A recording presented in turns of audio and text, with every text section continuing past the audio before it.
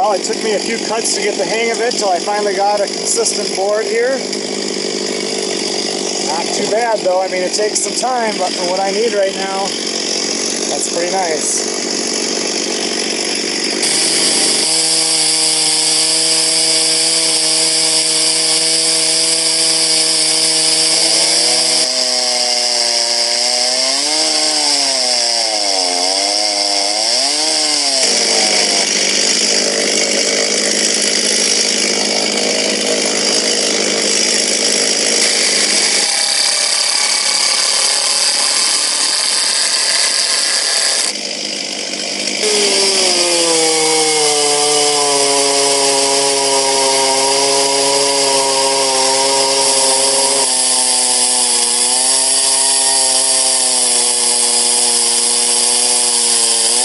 Okay everyone, well thanks a lot for watching. At least I now have a way to make some boards.